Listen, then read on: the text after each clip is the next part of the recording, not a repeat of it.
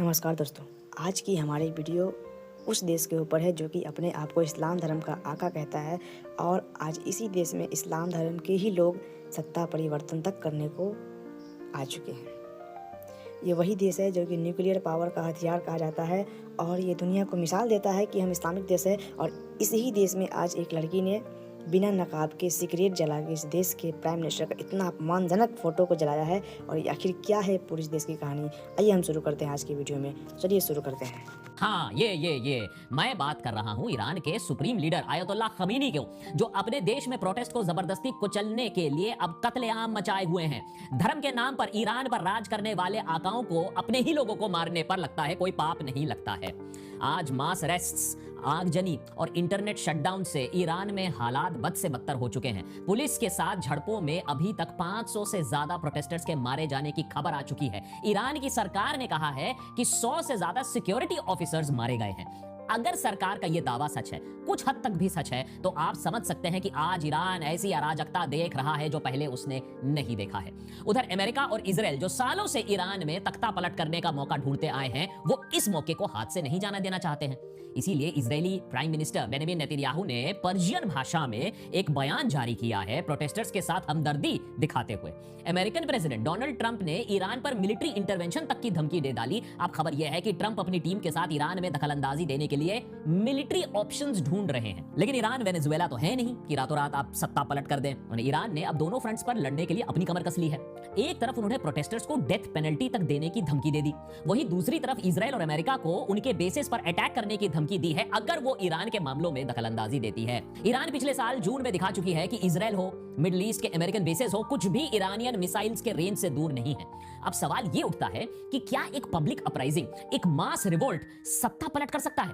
और अगर ऐसा होता है तो क्या इससे भी बड़ा जियोपॉलिटिकल क्राइसिस बन जाएगा? याद रखिए, बात ईरान की हो रही है। यहां अगर सत्ता पलटा तो मिडिल ईस्ट की पूरी जियोपॉलिटिक्स पलट जाएगी।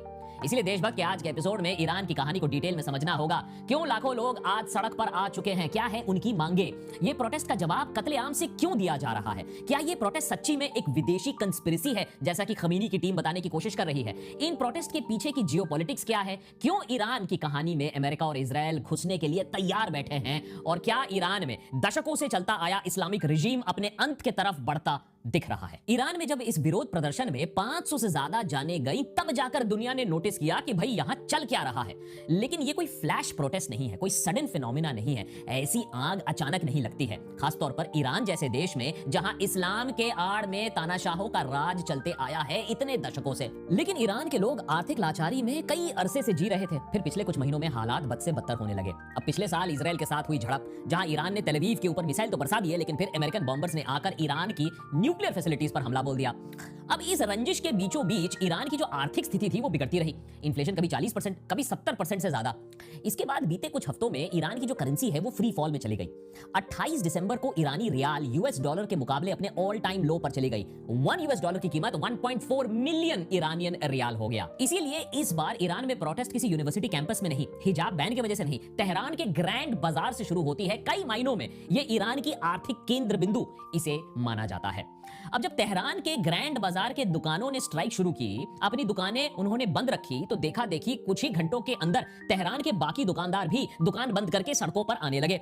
आज 2 हफ्तों के अंदर अंदर अब ये प्रोटेस्ट बड़े शहरों के मार्केट से निकलकर ईरान के भीतरी हिस्सों तक पहुंच चुकी है। This is not an urban protest. आज ये प्रोटेस्ट ईरान के लगभग हर कोने में चल रही है। दरअसल ये प्रोटेस्ट इतने बड़े नहीं होते अगर जो ईरानियन रजीम है उसने पहले से ही इसे बेटर हैंडल किया होता। सरकार ने पहले प्रोटेस्टर्स के डिमांड के साथ थोड़ी हमदर्दी जताने की कोशिश की। आम लोगों के लिए कुछ $7 प्रति महीने की अलाउंस की बात की गई।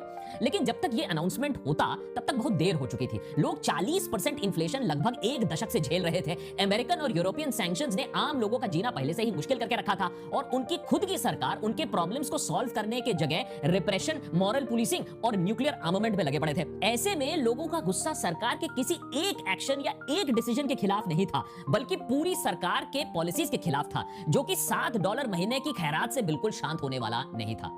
लेकिन हालात जो हैं यहां तक भी शायद काबू पर हो जाते। बात ज्यादा तब बिगड़ गई जब बाहर से अमेरिका और इजराइल ने बयानबाजी शुरू कर दिया। बयान आते ही ईरान की सरकार को भी प्रोटेस्ट को डिस्क्रेडिट करने का बहाना मिल गया। याद रखिए, बांग्लादेश में भी ऐसा हुआ था। जब प्रोटेस्टर्स को इंसल्ट किया गया, रजाकार बुलाया गया, तब लोग और भड़के। अब यहां भी यही हुआ। जैसा कि हर डिक्टेटर ना वो अपने राज में ऐसा ही करता है। अब जनता अपना आवाज तो खुद से उठा नहीं सकता है, जरूर बाहर से सोरोस या CIA या अमेरिका सरकार ने ही करवाया होगा। अब ईरान की सरकार ने भी बिल्कुल ऐसा ही किया, अपने ही लोगों को अमेरिका का एजेंट बुलाना शुरू कर दिया। प्रोटेस्टर्स को दंगई बुलाकर क्रैकडाउन बहुत बुरी तरीके से शुरू किया। जैसा कि हमने बताया, 500 लोगों को मौत के घाट उतार दिया गया है। ह्यूमन राइट ग्रुप्स का यह मानना है कि यह आंकड़ा 500 से ज्यादा भी हो सकता है। याद रखिए, हम बात कर रहे हैं ईरान की, जहां से इंफॉर्मेशन क्या सही है क्या गलत है बहुत मुश्किल से बाहर आ पा रहा है।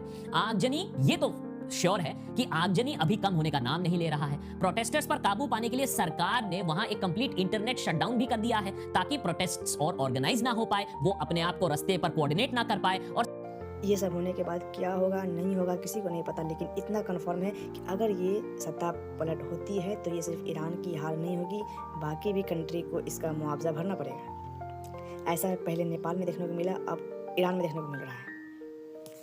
ईरान की ये कॉन्फ्लिक्ट ये ईरान के लोगों की नहीं, बल्कि इसमें अमेरिका का पूरा डायरेक्टली हाथ है, जो कि हमें दिख नहीं रहा है।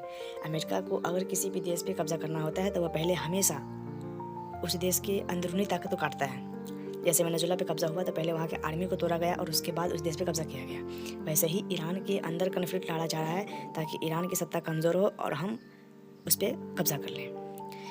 ईरान की गवर्नमेंट इतनी आसानी से मानने वाली है नहीं। ये वॉर चलेगा, काफ़ी समय तक चलेगा, लेकिन ईरान और कई देश ये समझ ले कि आपसी मतभेद के कारण हमारे देश में एक बहुत खतरनाक विस्फोट फैल सकता है।